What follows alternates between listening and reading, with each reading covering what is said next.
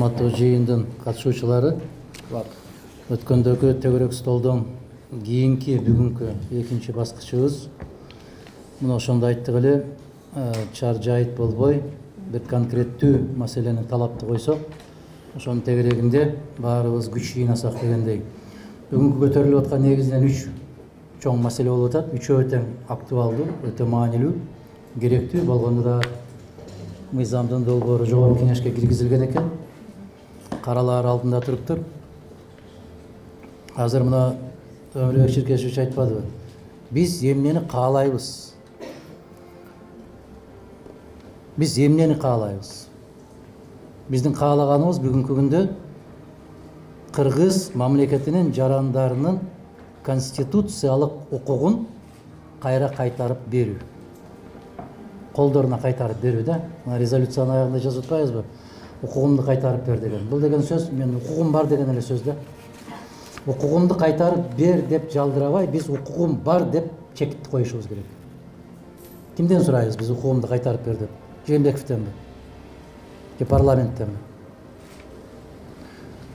Укугум бар деген сөз менимче дурусураак болот да. Менин укугум бар, себеп мен адаммын да. Мен Кыргыз мамлекетинин жаранымын да. Мен мүмкүн баягы базарларым жоктур, контейнерлерим жоктур, банкым жоктур. Же болбосо жанакы соода борборлорум жоктур. Фрунзеге окшогон, Глобуско окшогон, Азия Молго окшогон. Бирок мен адаммын да. Анда конституцияга жазып койгула. Соода борбору бар киши момундай тепкичте болот, соода борбору жок кишилер мондай тепкичте болот дегендей.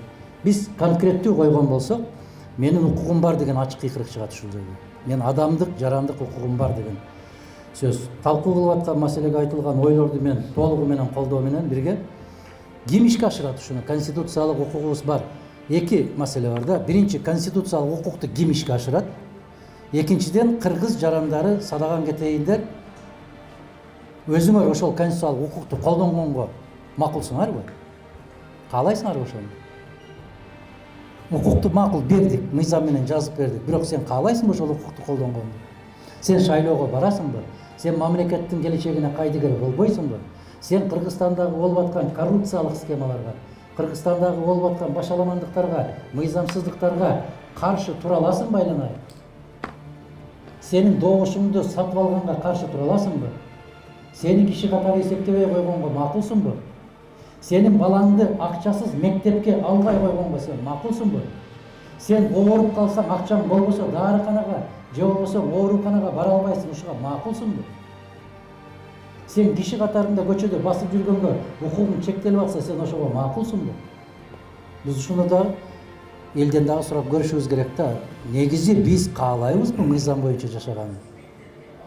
Дегендей маселени элге бир кененирээк жеткириш үчүн тилекке каршы ушул парламенттик угууну өткөргөн болсо, мына ушул маселе кененирээк чагылдырылмак. Тилекке каршы элдин эсебинен акча жеп отурган КТРың дагы, ЛТРың дагы эл душманы катарында муну түк чагылдырбайт. Тескерисинче бир нерсеге оронуп алып жүгүрүп жүргөндөрдү көбүрөөк көрсөтөт ошону. Биз мамлекетти жоготуп алуу үчүн жасап аткан иш-аракеттерди кол чаап, ушу колдоп турганга аябай көнүп алдык.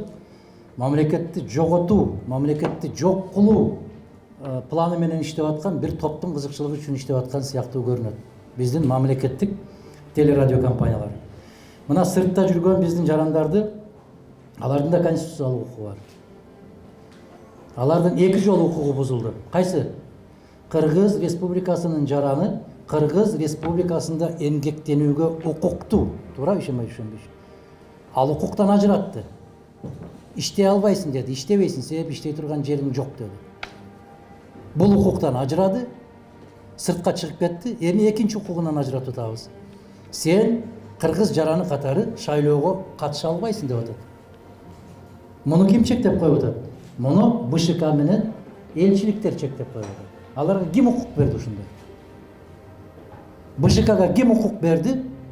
18 000 жаран катыша алат, калганы катыша албайт дегенге БШКга ким укук берди ушуну?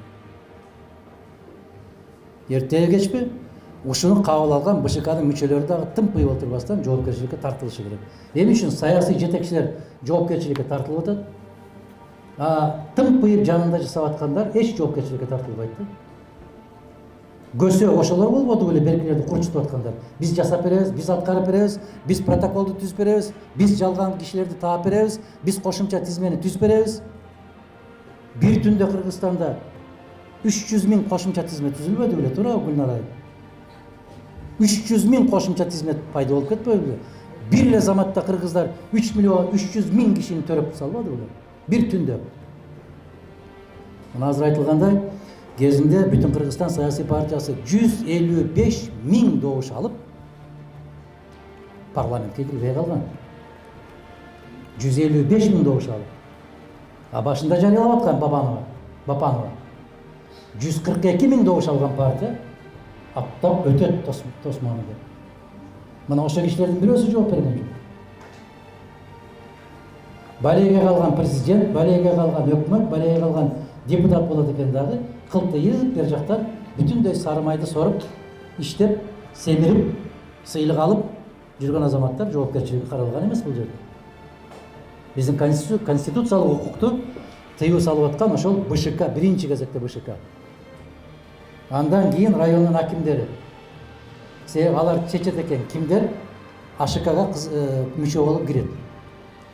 Андан кийинки биздин конституциялык укуктарды элчилик чечет экен. Элчи каяктан жүрүп чечет экен?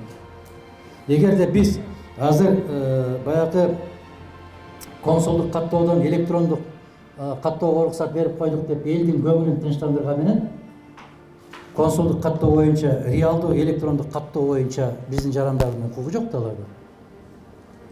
Кантип өтөт алар? Кайсы тизмеге өтөт? Кантип кирет ал жака? Бизде урматтуу бүгүнкү жыйындын катышуучулары 1 миллион кыргыз жаранынын укугу бүгүнкү күндө тебеленет. 1 миллион кыргыз жаранынын укугу тебеленет. 1 миллион. 1 миллион добуш алган президент болуп кетип баратпайбы? Аларды кайда алып барабыз? Мамлекеттин казынасын толтуруп аткан ошол 1 миллион жаран, алардын укугу жок. Шайлоого жана шайланууга укугу жок. Бул кандай деген маселе? Алардын чөнтөгүндө кыргыз паспорту бар, алар кыргыз жарандары бар. Алар сыртта жүрүп ушундай кордук көргөн аз келгенсип, Кыргызстанга келип батир ала албайт экен. Алинайын жөөттөр дүйнө жүзү боюнча кичинекей биздин Чүй областындай болгон жери бар, Израилге бүтүн дүйнөдөн жыйнап атпайбы? Биз тескерисинче тээп отурабыз көкрөктөн. Келбейсиң, батир албайсың, там сала албайсың, жерге укугуң жок. Алар кайда барат?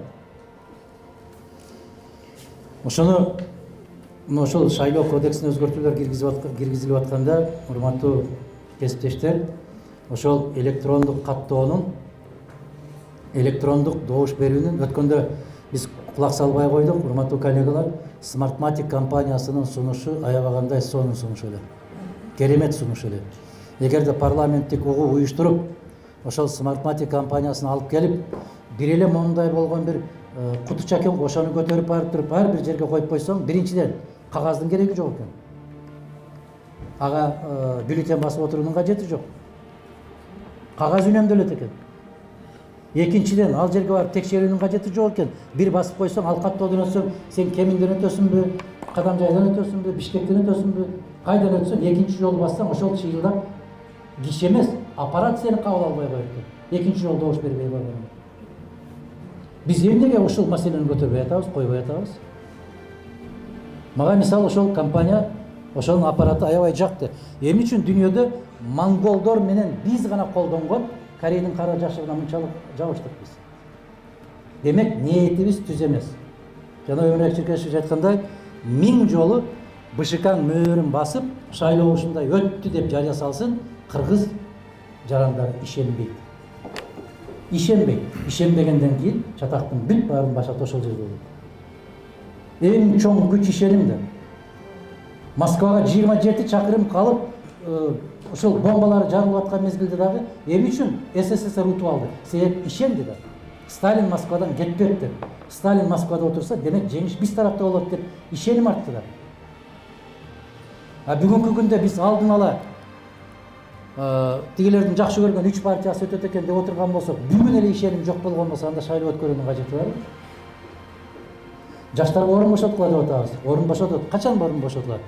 Ошол чөнтөгү дөңдөр 9%дан жерге түшүп, элге журтка таамилдеп, жигиттерге, кыздарга мүмкүнчүлүк берип койгондо анан кийин чыгат жаштар.